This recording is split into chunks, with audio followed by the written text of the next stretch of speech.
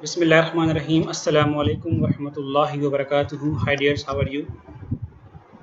Today I will discuss a complicated interview question with you people. I do hope you will be enjoying my slight piece of attempt. So the first question, what is population pyramid? ये population pyramid क्या होता है? तो when we are going to express the age and sex distribution of any population in a graphical display, then it is called population pyramid. आसान अल्फाज में जब किसी भी पॉपुलेशन की एज एंड सेक्स डिस्ट्रीब्यूशन को हम एक ग्राफिकल डिस्प्ले के थ्रू एक्सप्रेस करेंगे तो उसको फिर हम पॉपुलेशन पिरामिड के नाम से जानते हैं. ठीक है.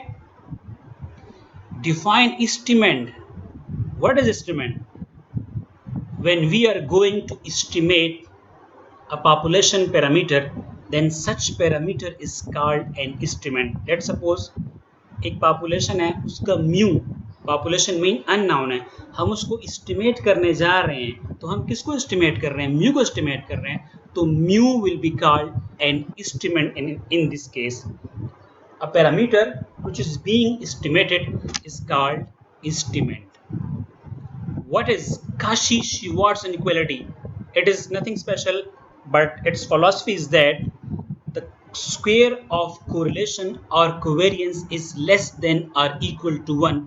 This is actually called Cauchy-Schwarz inequality कि अगर हम correlation का square ले लें या covariance का square ले लें तो it will always be at most 1, less than or equal to 1 होगा. इसको फिर हम Cauchy-Schwarz inequality के नाम से जानते हैं. Define radix. When we are going to express the rates, let's suppose age specific rates, death rate, birth rates, जब हम रेट को एक्सप्रेस करते हैं तो रेट के साथ हम एक नंबर को मल्टीप्लाई करते हैं, उसको हम रेडिक्स कहते हैं. अमूमन हम जब रेट को एक्सप्रेस करते हैं तो उसको मीनिंगफुल एक्सप्रेशन देने के लिए, कन्वीनियंटली एक्सप्रेशन देने के लिए हम उसके साथ 1000 को मल्टीप्लाई करते हैं, तो 1000 will be considered as radix. ठीक है. Why to use Jacobian transformation? This is very important कि जब हम ट्रांसफॉर्मेशन करते हैं तो उसमें हम जैकोबियन ट्रांसफॉर्मेशन क्यों अप्लाई करते हैं? तो सबसे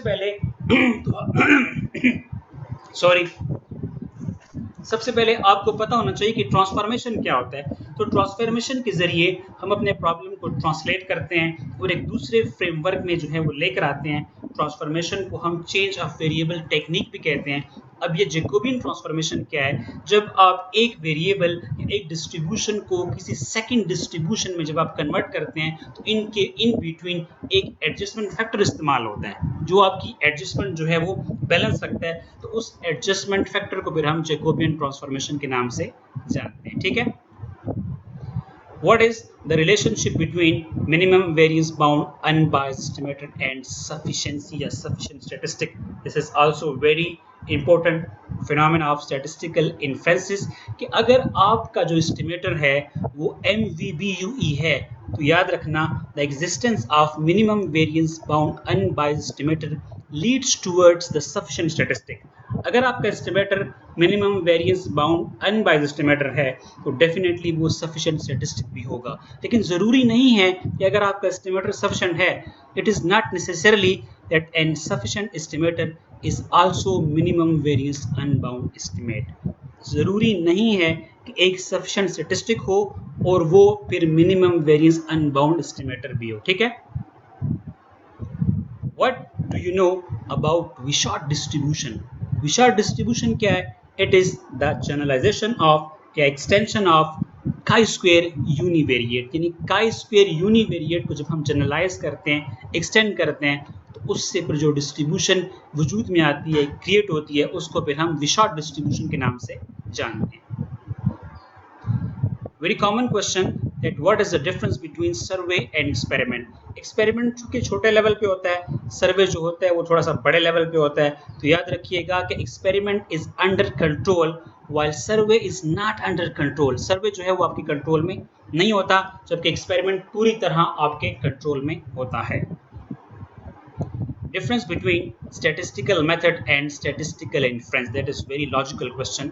Statistical method is nothing but an art. Statistical method क्या एक art है, while statistical inferences is its narration. जबकि inferences क्या होता है, उसका एक बयान होता है.